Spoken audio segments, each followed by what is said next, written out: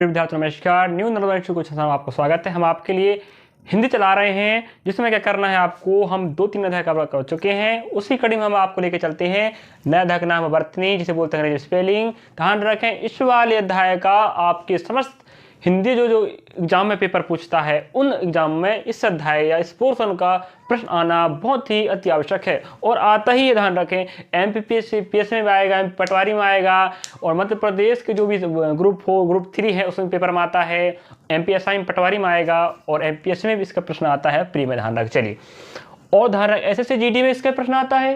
तो क्या करना है, इससे हमें बेहतर या अच्छे तरीके से इत्मीनान से हल करना है। तो आप क्या करना पड़ेगा, इनका जो वर्ड होते हैं, शब्द होते हैं, इन शब्दों को आप कभी देखे होंगे, सुने होंगे, जाने होंगे, तब आपको इस अध्याय को कवर करने में दिक्कत नहीं जाएगा। या जैसे प्राचीन काल में क्या करते थे शिक्षक, और अभी भी क्या करते शिक्षक होती है ना स्कूलों में, बच्चों को क्या लिखा हुआ, शुद्ध लेख। अगर जो बच्चा शुद्ध लेख स्कूल में अच्छे से लिखा होगा तो उसको इस अध्याय को कवर करने में या इस अध्याय का जो प्रश्न आता है उसको बनाने में दिक्कत बिल्कुल भी नहीं जाने वाला है। ध्यान रखें, तो हमें कोशिश करना है, कोई बात नहीं आप नहीं पढ़े हो या भूल गए हो, लेकिन ध्यान रखें अधिकांश जो शब्द पुस्तक में लिखे होते हैं उनको पढ़ना है, उनको जानना है, उनको सीखना है, तभी हम इस अध्याय को वर्तनी या स्पेलिंग को अच्छे से कर सकते हैं और प्रश्नों को इत्मीनान से बना सकते हैं, बिल्कुल इत्मीनान से। तो हमें क्या करना है, इस अध्याय को कवर करना है। तो इसके लिए आपको हम लेके चलते हैं, वर्तनी की बात होता है। वर्तनी मतलब क्या होता है, इसकी परिभाषा कोई बताए तो बता दे, हम जानो बताइए परिभाषा कोई बताए तो। परिभाषा इसका क्या होगा भाई, चलिए बताइए। परिभाषा होता है किसी शब्द, कोई शब्द होगा, जैसे कह दिया उत्सव दिया है ना, उत्सव है, तो जो शब्द दिए किसी भी शब्द में जो अक्षर होते हैं उन अक्षरों को मात्राएं सहित बोलने या लिखने की, क्या जैसे अपने पास अधिवेशन दिखा है, अधिवेशन तो एक शब्द है, इस शब्द में क्या दी है अक्षर, उन अक्षरों को मात्राएं सहित बोलने की जो रीति होती है उसे क्या बोलते हैं, वर्तनी। या इस वर्तनी को हम क्या बोल सकते हैं, और अक्षरी भी बोलते हैं, क्या बोलते हैं, अक्षरी। और क्या बोल सकते हैं, हिज्जे। हिज्जे जानते, हिज्जे कर करके पढ़ना, स्कूल पढ़ाते थे ना, आकानो आ, माकानो मा, आ मा, उसी प्रकार हिज्जे होता है। तो क्या करना है आपको, वर्तनी मतलब क्या है परिभाषा, किसी भी शब्द में जो अक्षर होते हैं उन अक्षरों को मात्राओं के सहित बोलने या लिखने की जो रीति है या उसे ही क्या बोलते हैं, अक्षरी, हिज्जे या वर्तनी, अंग्रेजी में स्पेलिंग बोला जाता है। और यह 2 प्रकार का होता है, एक शुद्ध वर्तनी और एक होता है अशुद्ध वर्तनी। तो प्रश्न कैसे बनेंगे हम आपको आगे बताएंगे। जैसे अपने पास पहला दिया शब्द क्या दिया है, अधिवेशन। तो अधिवेशन आप स्कूलों में या पुस्तकों में या कभी पढ़े होंगे तो देखे होंगे, अधिवेशन ऐसा रहता है कि ऐसा रहता है, कोई बता सकता है, बताइए जरा। इसमें हम कह सकते हैं कि आप कहोगे ऐसा रहेगा, ऐसा रहेगा। तो आप पुस्तकों में देखे होंगे या स्कूलों में जो होता है क्लास, जब टीचर लिखवाते हैं कि शुद्ध लेख लिखिए, तो उस समय आपने अगर लिखे होंगे अच्छे तरीके से तो कोई दिक्कत नहीं जाने वाले इस अध्याय को कवर करने में।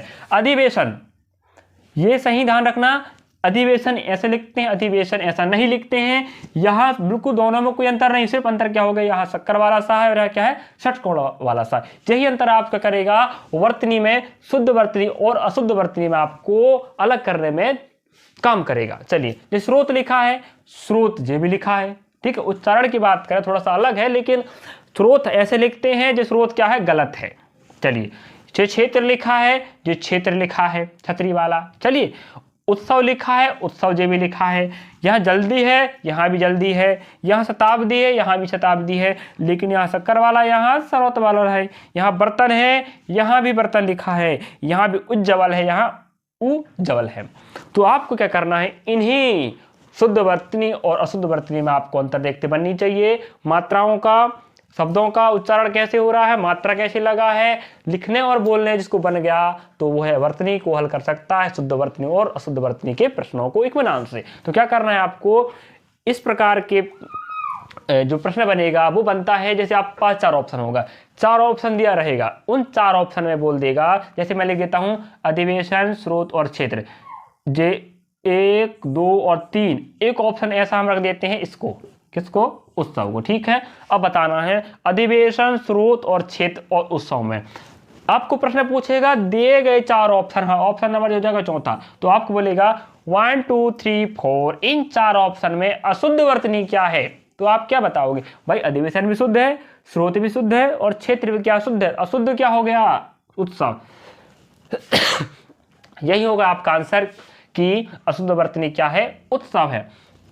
और उसी प्रकार एक प्रश्न और बनता है, क्या बनता है, जैसे पहला अधिवेशन होगा, दूसरा स्रोत होगा, तीसरा क्या होगा, क्षेत्र होगा, और हम चौथा ऑप्शन रख देते हैं शताब्दी।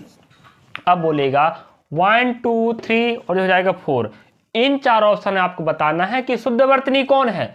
अब आपको पता अधिवेशन भी गलत हो भाई, ऐसे गलत लिखते हैं, जो गलत लिखा है, स्रोत भी गलत लिखा है और क्षेत्र भी गलत लिखा है। और जब आपको पता रहेगा कि शताब्दी भी गलत है तो आप छाट नहीं पाओगे, लेकिन शताब्दी यहाँ क्या लिखा है, सही लिखा है, तो आप कह सकते हो 1 2 3 इन तीनों में अलग क्या है, 4 नंबर का शताब्दी। तो हमें क्या पूछा था, अशुद्ध की शुद्ध, दिए गए चार ऑप्शन में शुद्ध वर्तनी बताइए कि शुद्ध कौन सा है।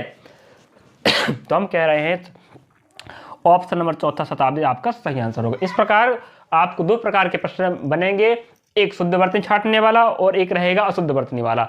तो शुद्ध भी बननी चाहिए और अशुद्ध भी। अगर आपको शुद्ध शब्द नहीं पता तो अशुद्ध नहीं छाट पाओगे, और अशुद्ध पता है तो शुद्ध नहीं छाट पाओगे।